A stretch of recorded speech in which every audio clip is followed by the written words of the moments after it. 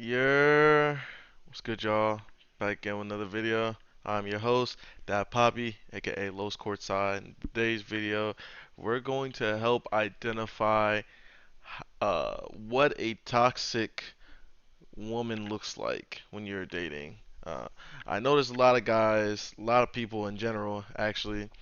You guys are always talking about who brings what to the table. You're always talking about who's a 8, who's a 9, how much money you make, what's your dress size, etc., etc. The whole dating dynamic is messed up, and people get lost in the sauce of that so much that I feel like what should truly get scrutinized, what should truly get looked into, is pushed to the wayside, which is before we get into the finances, before we get into the looks, before we get into who's going to provide what roles in the relationship, we need to figure out what's going on in the headspace of the person that we're potentially trying to date, which is the most important because that's what's going to determine how the relationship plays out going on into the future forever, in memoriam.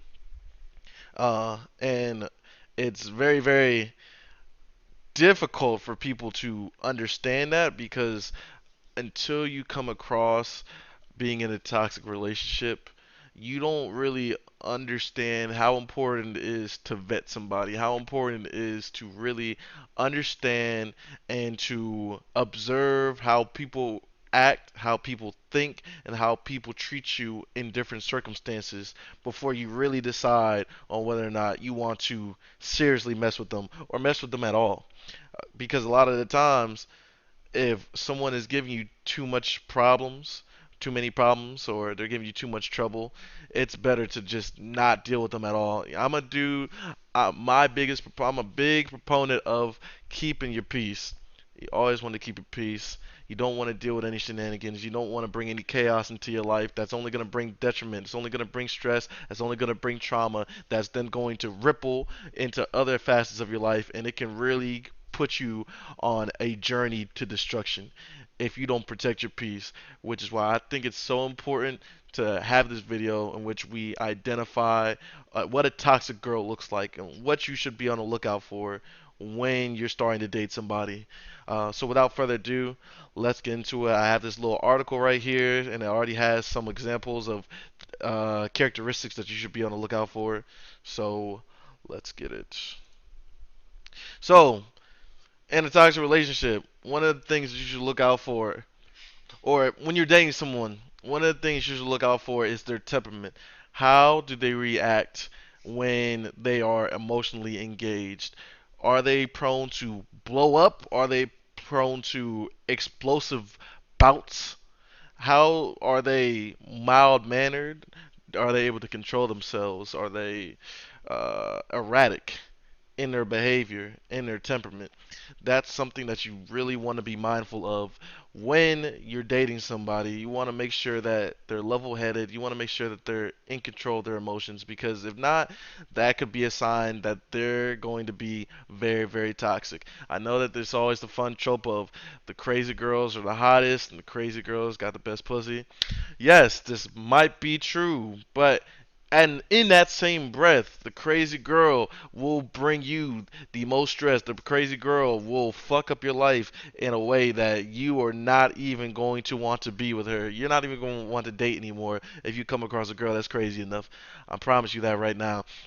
Um, so extreme hair trigger temper. If their temper is crazy, if they have wild emotional fluctuations, of 1 minute she's depressed and she's sad, and the next minute she's ecstatic and jovial and lovey-dovey. If she's avoidant and she doesn't want to touch you 1 minute, and the next minute she's all over you. These are examples of a woman that could be toxic towards you. Another example, or not example, but another thing you should look out for is love bombing. And love bombing is essentially when somebody is overwhelming you with positive emotions, they're being very affectionate to you, they're being very loving, very complimentary towards you. Basically, they're bigging you up. They're making you feel very loved, but it's a manipulation tactic to try to get you under their spell, under their control, so that it's you become closer to them in a expedited amount of time when they love bomb you. So if they're already giving you gifts and it's too early, if they're already doing things for you that you feel you have not earned, they're probably love bombing you. They're always complimenting you. And there's healthy compliments. There's a healthy amount of complimenting. There's a healthy amount of affection. There's a healthy amount of all the positive aspects of a relationship. When it starts to get overwhelming, and you might not know this if you haven't been in a relationship before, but if you have been in a relationship before, you should know that there's a healthy progression in relationships in which these things usually manifest themselves.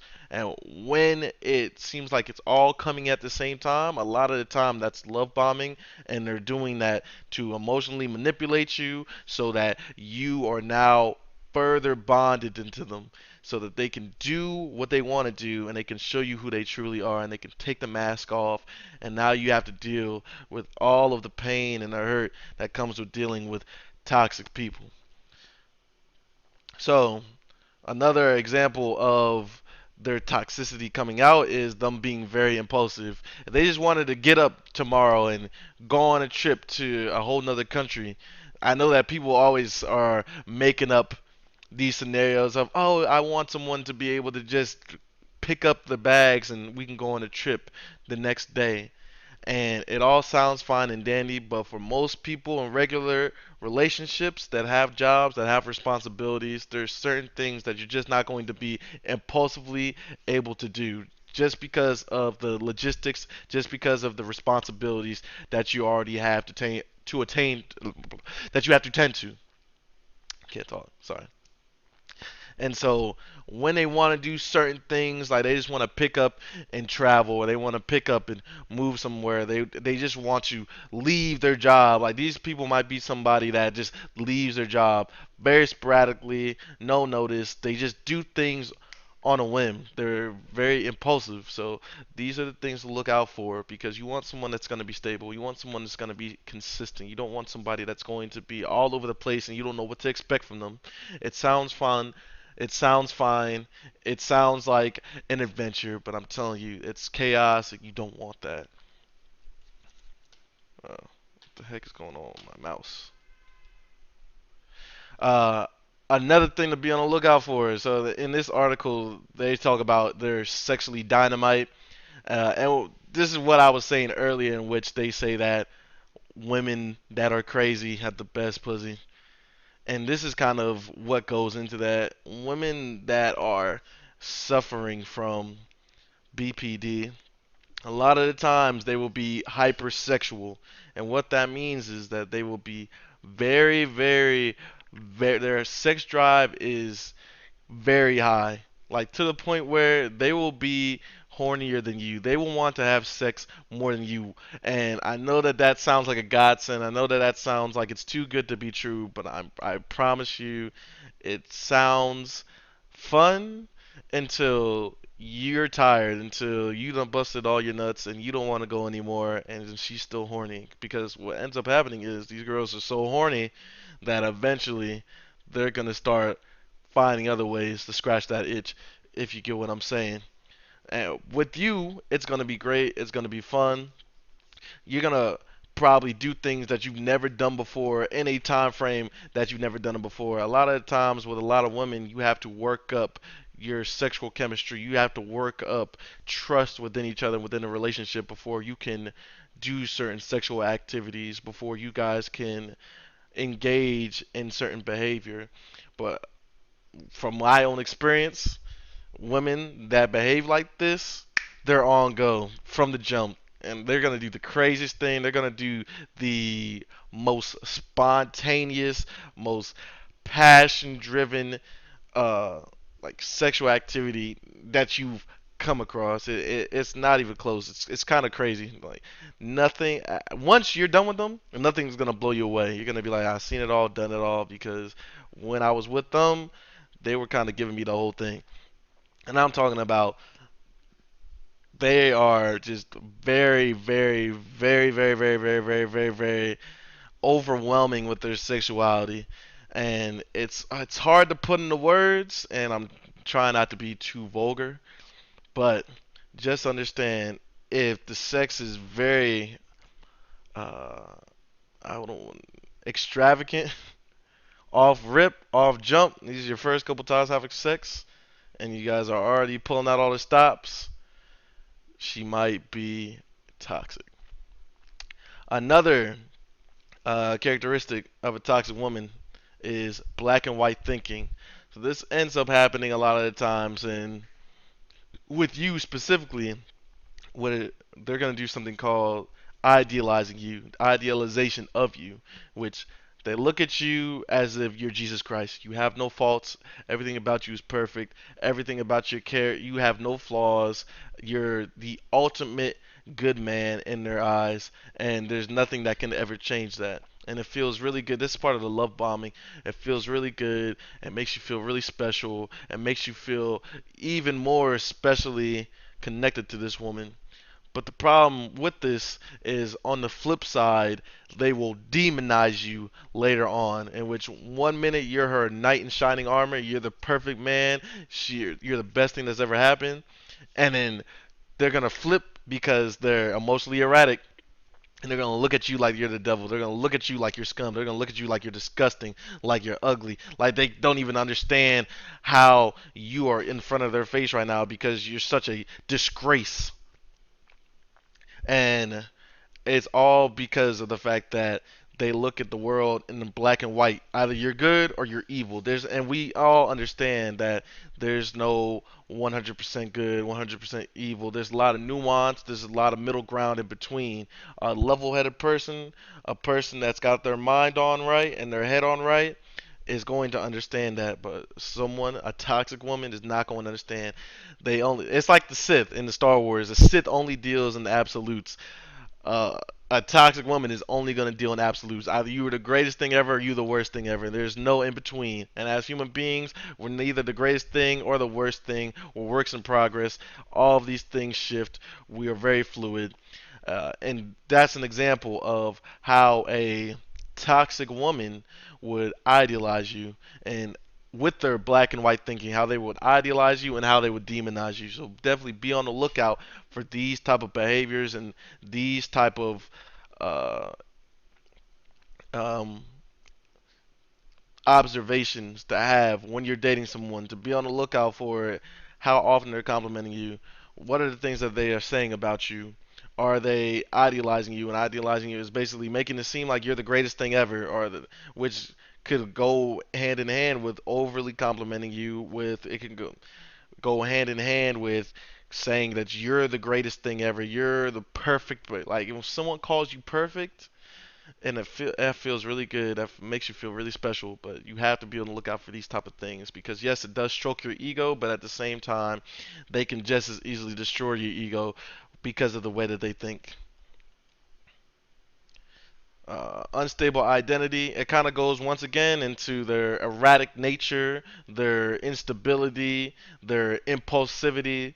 So the unstable identity is basically one minute she's an artist, so she makes music, she's an artist. Now the next minute she wants to be an entrepreneur. Now the next minute she wants to be a YouTuber. Now the next minute she wants to be a mom. And basically, we all are like this, but at a certain point, as you become an adult, you become set into who you are, and then you have a trajectory, you have a course that you want to go to, and that you start to dedicate yourself towards, and that's part of the consistency that you build within yourself and within your identity. A lot of toxic women don't know what the fuck's going on in their head, and so they're very unstable. That one minute they want to rap, the next minute they want a family, they want to be a mom, the next minute they want to be an independent woman, the next minute they want to be a doctor, the next minute they want to be a lawyer. These are the things you want to look out for. A lot of people, I'm not saying everyone should figure out what they want to do, but they should at least have some type of vision of something that they want to strive for, some type of goal, some type of dream, and that keeps on consistently changing, especially over a short amount of time. She might be toxic. Chronic feelings of emptiness. This is for women that are they have nothing within inside of themselves. They feel lonely. They feel hopeless. They feel worthless.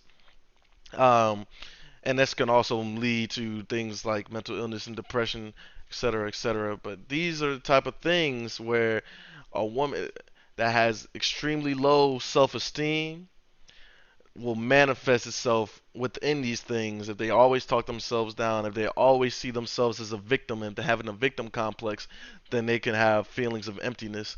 And if you ever, I can't talk, one take, if you're ever with a woman and she is always a victim in her eyes and she's always feeling lonely, she's always feeling hopeless, she might be toxic. Unfortunately, these are the things that I've experienced in my own life from women that I've dated. That when they've shown these characteristics, usually it hasn't been a good time for me. At a certain point or another, things just start getting messed up.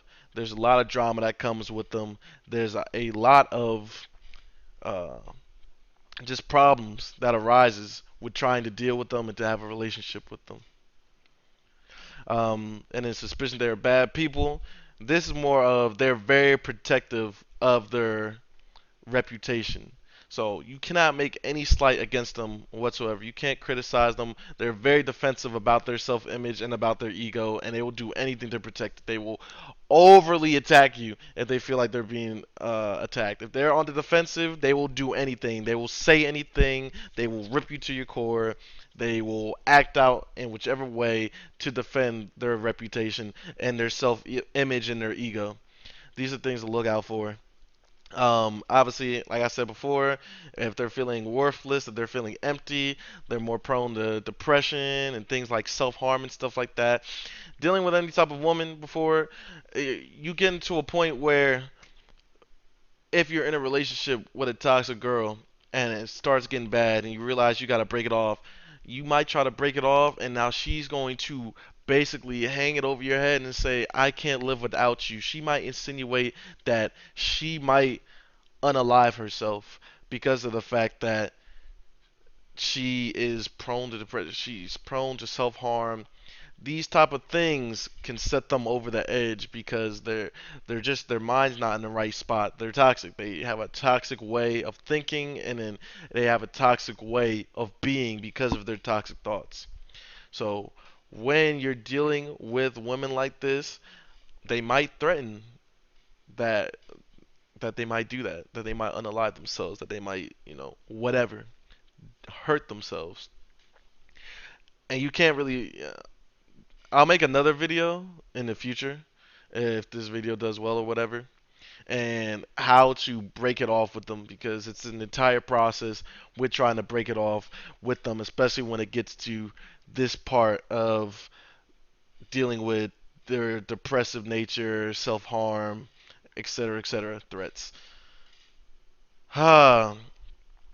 Having low cognitive empathy and weird assumptions about people. Now, this is one in which, to give an example of, this is in which they might think that somebody has a weird fetish about themselves with nothing being said. They might say, oh, that guy over there, he looks like he could be a furry.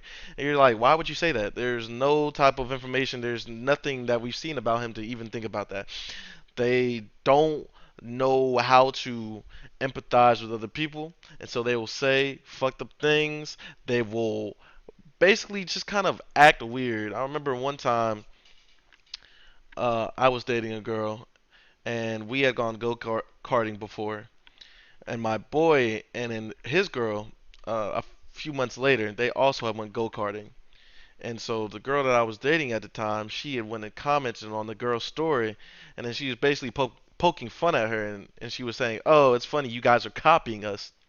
Now, normal people are not going to do that. They're not going to say, "Oh, yeah, you're copying me" or whatever. First off, it's childish as hell to say something like that. Second off, you did an event going go karting as a couple. So that's also crazy. It's a crazy, it's a stupid, it's a weird assumption, and it's like you have no empathy because you don't understand that other people have relationships and they just might also want to do fun things. That's an example that I've dealt with personally. Uh, You probably have gone across your own examples of it, but it's gonna be weird like that where you're like, why are you acting like that? Why are you saying these type of things to these people? It's so unnecessary. It's so uncalled for, and but I can't talk. That's potentially because they're toxic. Um, Panic attempts to avoid real or imagined abandonment. This is, like I said before, all of these things kind of all play into each other. But when you try to break it off, or it might be you guys are arguing and you're like, I can't do this. This is too toxic. I gotta walk out. I gotta get some space. And they become even more aggressive. They become even more erratic because they don't want you to leave. In the Amber Heard Johnny Depp trial, there was a video in which she was fighting him and he was like, I have to go, I can't stay here anymore, you're too crazy. And then she was begging him, she's begging him and pleading with him, she's like, don't leave me, whatever you do, don't leave me. She wanted him to stay there and for them to fight and for them to abuse each other more than she wanted him to walk away, because she's toxic. And so these are, I'm telling you, if any of this sounds familiar, if any of this sounds like a girl that you're dating, run for the hills right now. Get out of there, man. It's not going to get better. You can't fix her. You can't save her. She's a lost cause. She needs therapy. She needs help. You're not equipped to deal with that. So those were the signs to look out for with dealing with toxic women. And if you've ever experienced anything like that, I want you guys to put it down in the comments on other signs to look out for, or maybe personal stories that you've experienced, so that guys can be on the lookout for the behavior that manifests itself when a woman is being toxic. But without further ado, that's the video. This your boy, that Poppy. Sign out.